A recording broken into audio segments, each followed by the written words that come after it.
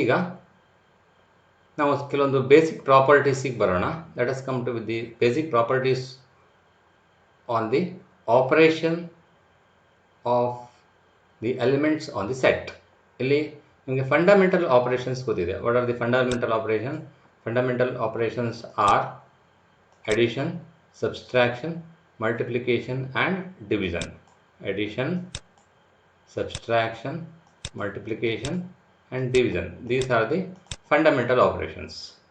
And now if you take the fundamental operation and you take the, for example, you take the set, and I will take the set of natural number, and the first property you observe closure property. ಕನ್ನಡದಲ್ಲಿ ಆವೃತ ಗುಣ ಅಂತ ಕರಿತೀವಿ. The closure property ಏನು ಹೇಳುತ್ತೆ ಅಂದರೆ, after operating a and b are two elements in the set, I'll take addition a plus b, and a plus b is also in this set, and that is called closure property. ಈಗ addition clear ಆಗಿ observe ಮಾಡ್ಬೋದು. Addition satisfies the closure property on the set of natural number. Also integers, on all the number the closure property will be satisfied. But if you take subtraction, what is 2 minus 3? What is 2 minus 3? 2 minus 3 is equal to minus 1, which is not a natural number. ಹಾಗಾಗಿ ಏನಾಗುತ್ತೆ ಇಲ್ಲಿ, subtraction will not satisfy the closure property. That is the meaning of the closure property ಅಷ್ಟೇ. ಅಂದರೆ ಈಗ ಒಂದು closure property ಅಂತ ನಾವು check ಮಾಡಬೇಕಂದ್ರೆ ಒಂದು ಖಾಲಿ ಆಪರೇಷನ್ ಅಷ್ಟೇ ಸಾಕಾಗೋದಿಲ್ಲ. And along with the operation one set is also required, one number system is also required, and whether the addition satisfy the closure property on n ಅಂತ ಕೇಳಿದ್ರೆ yes, subtraction satisfy ಮಾಡುತ್ತೆ ಹೇಳಿದ್ರೆ no. That is the idea of the closure property. Second one is commutative property, and you have the idea of commutative property, that is a into b is equal to b into a, ಅಥವಾ a plus b is equal to b plus a. This is the commutative property under addition. And operation multiplication ಆದರೆ ನೀವು addition ಬದಲಿಗೆ multiplication ಹಾಕಬಹುದು. This is the idea of the commutative property.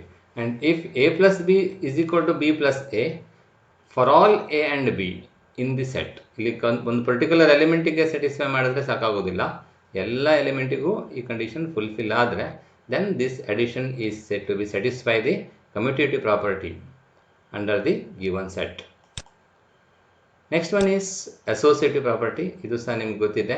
associative property ಏನು ಹೇಳುತ್ತೆ, a plus b plus c is equal to a plus b plus c. Order ಯಾವ ರೀತಿಯಲ್ಲಿ ಬೇಕಾದ್ರೂ ತಗೊಳ್ಬೋದು. ಹಾಗಿದ್ರೆ ಅದೆರಡು ಸೇಮ್ ಎಲಿಮೆಂಟ್ ಬಂದದಿದ್ರೆ then the addition is said to be associative. And last one is distributive property. Distributive property ಅಲ್ಲಿ ನಮಗೆ ಎರಡು ಆಪರೇಷನ್ ಬೇಕಾಗುತ್ತೆ. One is, for example, you can take the addition and multiplication, and that is a into b plus c is equal to a into b plus a into c. ಇದು fulfil ಆದರೆ this is said to be satisfy the distributive property. Now I will explain the other concept, that is algebraic expression. ಕನ್ನಡದಲ್ಲಿ ಬೀಜೋಕ್ತಿಗಳು ಅಂತ ಕರಿತೀವಿ. ಇಲ್ಲಿ algebraic expression ಅಂದರೆ ಏನು ಅಂತ ಹೇಳಿದರೆ ನಿಮಗೆ ಗೊತ್ತಿರಬೇಕು. An expression involving known elements called constants ಮತ್ತು unknown elements called variables connected by the operatives. ಅಂದರೆ ಯಾವುದಾದ್ರೂ ಫಂಡಮೆಂಟಲ್ ಆಪರೇಷನ್ಸ್ ಗೊತ್ತಿದೆ, ಫಂಡಮೆಂಟಲ್ ಆಪರೇಷನ್ಸನ್ನು ಸೇರಿಸ್ಕೊಂಡ್ಬಿಟ್ರೆ ಆಗ ಒಂದು ಏನು ಎಕ್ಸ್ಪ್ರೆಷನ್ಸ್ ಬರುತ್ತೆ, that expression is called as algebraic expression. ಇಲ್ಲಿಗ ಎರಡು ಟರ್ಮ್ ನಿಮಗೆ ಗೊತ್ತಿರಬೇಕಾಗಿರೋದು, ಕಾನ್ಸ್ಟಂಟ್ ಮತ್ತು ವೇರಿಯೇಬಲ್ಸ್. ಇಲ್ಲಿ ಕಾನ್ಸ್ಟಂಟ್ ಅಂದರೆ ಏನು, ಸ್ಥಿರಾಂಕ, ಮತ್ತು ವೇರಿಯೇಬಲ್ಸ್ ಅಂದರೆ ಚರಾಕ್ಷರ. ಇದೆರಡು ಶಬ್ದಗಳು ನಿಮಗೆ ಗೊತ್ತಿರಬೇಕು.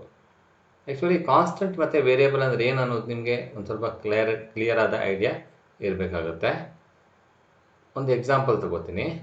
ಈಗ x square plus 2xy plus 1 ಅನ್ನುವಂಥ ಒಂದು ಎಕ್ಸ್ಪ್ರೆಷನ್ ಇದೆ.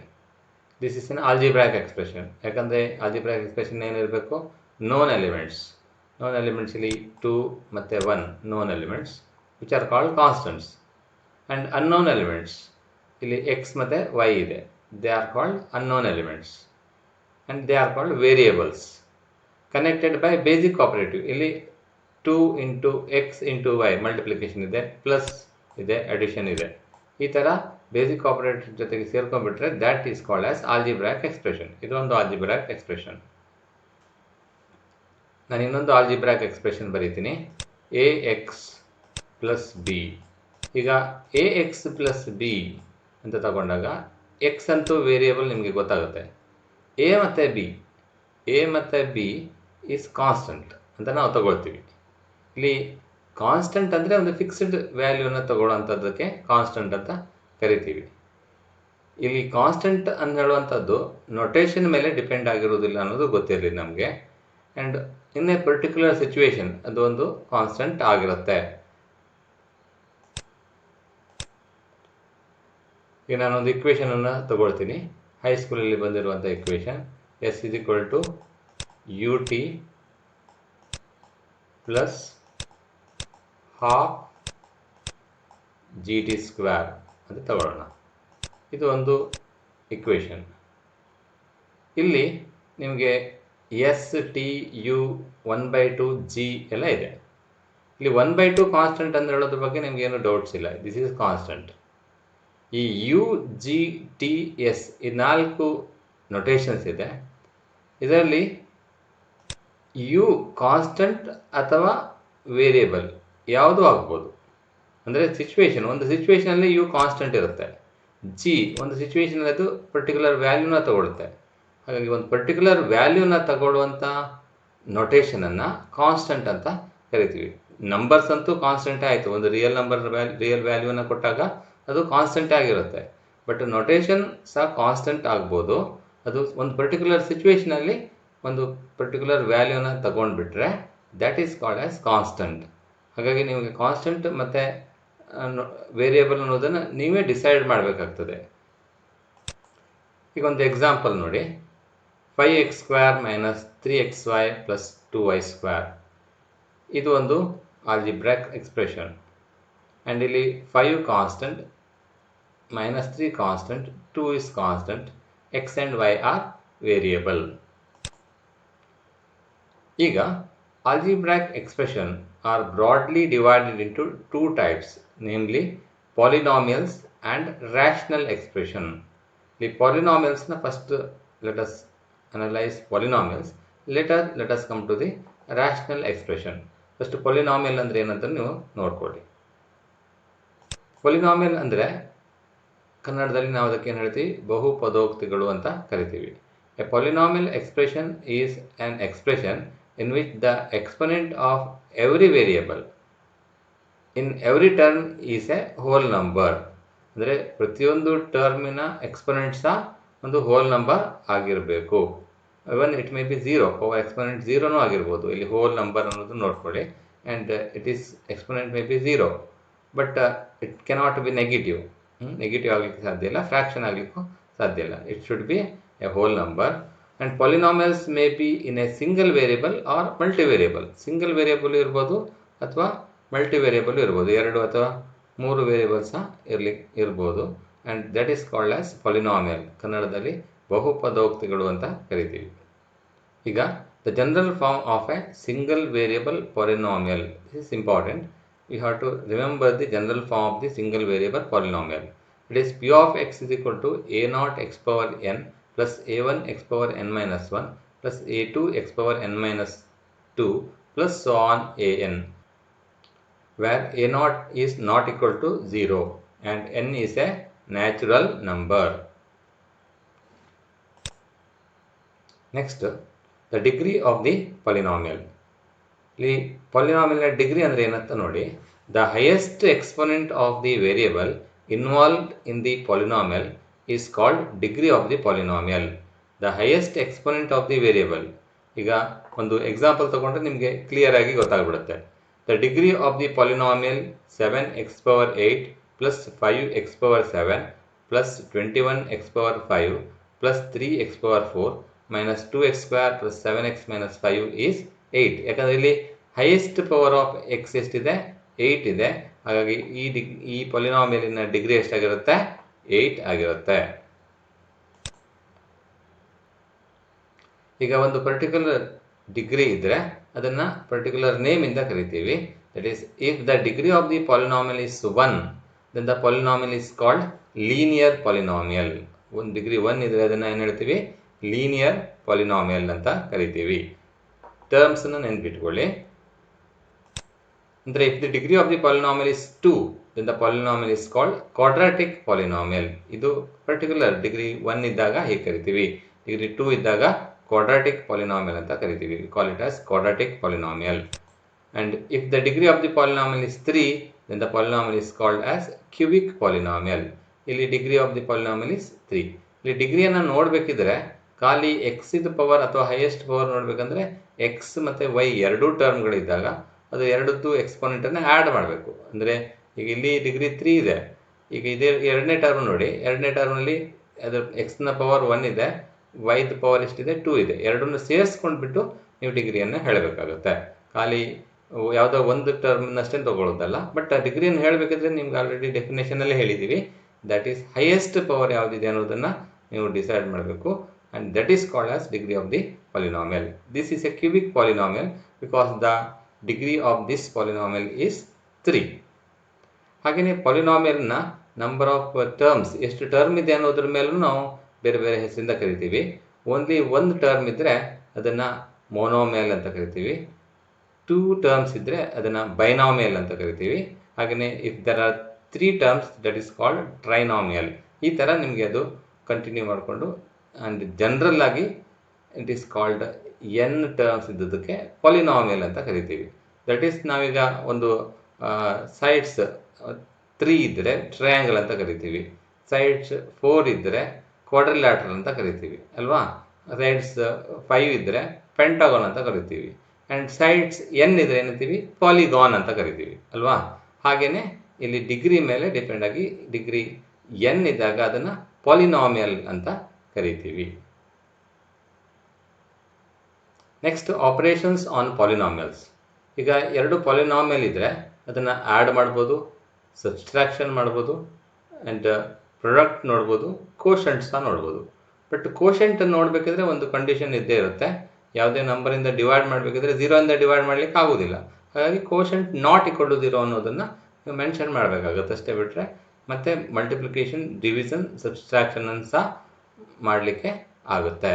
ಇಲ್ಲಿ ಮಲ್ಟಿಪ್ಲಿಕೇಶನ್ ಮಾಡಬೇಕಂದ್ರೆ ಅಥವಾ ಆ್ಯಡ್ ಮಾಡಬೇಕಂದ್ರೆ ಲೈಕ್ ಟರ್ಮನ್ನು ಆ್ಯಡ್ ಮಾಡಬೇಕು. ಫಾರ್ ಎಕ್ಸಾಂಪಲ್, ಈಗ ನಾವು ಒಂದು ಪಾಲಿನಾಮಿಯಲ್ ತಗೋತೀನಿ. 2x ಸ್ಕ್ವೇರ್ ಪ್ಲಸ್ x, ಇದು ಒಂದು polynomial. And x square minus 1, ಇದು ಇನ್ನೊಂದು ಪಾಲಿನಾಮಿಯಲ್. ಈ ಎರಡು ಪಾಲಿನಾಮಿಯಲ್ನ ಆ್ಯಡ್ ಮಾಡಿದ್ರೆ ಏನು ಬರುತ್ತೆ? 2x square plus x square, ಇದು ಎರಡು ಲೈಕ್ ಟರ್ಮ್, ಇದನ್ನು ಆ್ಯಡ್ ಮಾಡಬೇಕು. 2x square plus x square ಆಯಿತು 3x square plus x minus 1. This is the addition of these two polynomial. ಈ ಥರ ನಾವು ಪಾಲಿನಾಮಿಯಲ್ನ ಆ್ಯಡ್ ಮಾಡಬೇಕು. ಮಲ್ಟಿಪ್ಲೈ ಮಾಡೋದಾದರೂ ಹಾಗೆ ಫಸ್ಟಿಗೆ ಮಲ್ಟಿಪ್ಲೈ ಮಾಡಿ ನಂತರ ಲೈಕ್ ಟರ್ಮ್ಸನ್ನು ಆ್ಯಡ್ ಮಾಡಿನೇ ಬರೀಬೇಕು. ಫೈನಲ್ ಆನ್ಸರ್ ಬರೀಬೇಕಿದ್ರೆ ಲೈಕ್ ಟರ್ಮನ್ನು ಸಪ್ರೇಟ್ ಇಟ್ಟು ಬರಬಾರ್ದು. ಲೈಕ್ ಟರ್ಮ್ಸ್ನೆಲ್ಲ ಆ್ಯಡ್ ಮಾಡಿ ಫೈನಲ್ ಆನ್ಸರನ್ನು ಬರೀಬೇಕಾಗುತ್ತೆ. This is the method of addition, subtraction, multiplication and division of 2 polynomials. Next one is zeros of a polynomial. ಈ ಝೀರೋಸ್ ಆಫ್ ಎ ಪಾಲಿನಾಮಿಯಲ್ ಅಂದರೆ ತುಂಬ ಸಿಂಪಲ್ ಇದೆ. Given a polynomial, zero of the polynomial is the values of the variable which makes the polynomial zero. ಅಂದರೆ ಆ ವೇರಿಯೇಬಲಿಗೆ ಒಂದು ವ್ಯಾಲ್ಯೂನ ನೀವು ಕೊಡಬೇಕು. ಅದು ಕೊಟ್ಟಾಗ ಯಾವ ವ್ಯಾಲ್ಯೂನ ಕೊಟ್ಟಾಗ ಪಾಲಿನಾಮಿಯಲ್ ಝೀರೋ ಆಗುತ್ತೆ, that is called as zero of the polynomial. ಈಗ ಒಂದು ಸಿಂಪಲ್ ಎಕ್ಸಾಂಪಲ್ ತಗೊಳ್ಳೋಣ. Zero of the polynomial x plus 2 is. ಈಗ x ಪ್ಲಸ್ 2 ಯಾವಾಗ 0 ಆಗುತ್ತೆ? x = -2 ಆದಾಗ 0 ಆಗುತ್ತೆ ಅಲ್ವಾ. ಹಾಗಾಗಿ what is zero of this polynomial? -2. ಹಾಗೆಯೇ zero of the polynomial x² minus x minus 6 or 3 and -2. ಅಂದರೆ x = 3 ಹಾಕಿದಾಗೂ 0 ಬರುತ್ತೆ, x = -2 ಹಾಕಿದಾಗಲೂ ಈ ಈ ಪಾಲಿನಾಮಿಯಲ್ 0 ವ್ಯಾಲ್ಯೂನ ತಗೊಳುತ್ತೆ. ಹಾಗಾಗಿ that is called as 0 of the polynomial. ಈಗ ರ್ಯಾಷನಲ್ ಆಲ್ಜಿಬ್ರಾಯಿಕ್ ಎಕ್ಸ್ಪ್ರೆಷನ್ ಅಂದರೆ expression of the form p of x divided by q of x, where p of x and q of x are polynomial in x and q of x not equal to 0 is called rational polynomial.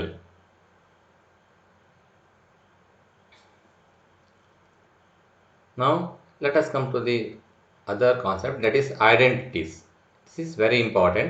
Identities ನಿಮಗೆ repeated ಆಗಿ use ಆಗ್ತಾ ಇರುತ್ತೆ. ಹಾಗಾಗಿ ಈ ಐಡೆಂಟಿಟೀಸನ್ನು ನೀವು memorise ಮಾಡಬೇಕು. ತುಂಬ identities ಇದೆ. ನಾನು ಒಂದು ಸ್ವಲ್ಪ ನಿಮಗೆ ರಿಪೀಟೆಡ್ ಆಗಿ ಯಾವ ಐಡೆಂಟಿಟೀಸ್ ಯೂಸ್ ಆಗ್ತಾ ಇರುತ್ತೆ ಆ ಐಡೆಂಟಿಟೀಸ್ನ ಮೆನ್ಷನ್ ಮಾಡಿದ್ದೀನಿ. An identity is a statement which is true for all the values of unknown. ಅಂದರೆ ಒಂದು ಎಕ್ಸ್ಪ್ರೆಷನ್ ಇರುತ್ತೆ, ಆ ಎಕ್ಸ್ಪ್ರೆಷನ್ ಯಾವುದೇ ವ್ಯಾಲ್ಯೂಸಿಗೂ ಸಹ ಹೋಲ್ಡ್ ಆಗಿದ್ದರೆ ಅದನ್ನು ನಾವು ಐಡೆಂಟಿಟೀಸ್ ಅಂತ ಕರಿತೀವಿ. ಐಡೆಂಟಿಟೀಸ್ನ ಈಕ್ವಲ್ ಅಥವಾ ಈಕ್ವಲೆಂಟ್ ಈ ಎರಡು ನೊಟೇಷನನ್ನು ಯೂಸ್ ಮಾಡ್ತೀವಿ. ಇದನ್ನು ಈಕ್ವಲ್ ಅಂತ ಹೇಳ್ತೀವಿ. 3 ಲೈನ್ಸ್ ಹಾಕಿಬಿಟ್ರೆ ಈಕ್ವಲೆಂಟ್ ಅಂತ ಕರಿತೀವಿ. ಆ್ಯಂಡ್ ಈಕ್ವಲ್ ಅಥವಾ ಈಕ್ವಲೆಂಟ್ ಅಂತ ನಾವು ನೊಟೇಷನನ್ನು ಕೊಡ್ತೀವಿ. ಈಗ ಒಂದಿಷ್ಟು ಇಂಪಾರ್ಟೆಂಟ್ ಐಡೆಂಟಿಟೀಸ್ ಇದೆ. ಇದಂತೂ ನೀವು ನೆನ್ಪಿಟ್ಕೊಳ್ಳೇಬೇಕಾಗಿರೋದು, ಯಾಕಂದರೆ ರಿಪೀಟೆಡ್ ಆಗಿ ನಾವಿಲ್ಲಿ ಈ ಐಡೆಂಟಿಟೀಸನ್ನು ಯೂಸ್ ಮಾಡ್ತೀವಿ ಪ್ರಾಬ್ಲಮನ್ನು ಸಾಲ್ವ್ ಮಾಡಬೇಕಿದ್ರೆ. ಫಸ್ಟ್ ಐಡೆಂಟಿಟಿ ಏನಂದರೆ a plus b whole square is equal to a square plus b square plus 2ab. ಇದು ಗೊತ್ತಿರಬೇಕು. ಎರಡನೇ ಐಡೆಂಟಿಟಿ ನೋಡಿ, a minus b whole square. What is a minus b whole square? a square plus b square minus 2ab ಅಥವಾ a square minus 2ab plus b square. And third identity is a plus b into a minus b. What is a plus b into a minus b? A square minus b square. Next one is a plus b plus c whole square. And remember this identity, a plus b plus c whole square is equal to a square plus b square plus c square plus 2ab plus 2bc plus 2ca. Next one is a plus b whole cube. What is a plus b whole cube? A cube plus b cube plus 3ab into a plus b. And sixth identity is a minus b whole cube. What is a minus b whole cube? A cube minus b cube minus 3ab into a minus b. And next seventh identity, a cube minus b cube. A cube minus b cube you can represent like this, a minus b into a square plus ab plus b square.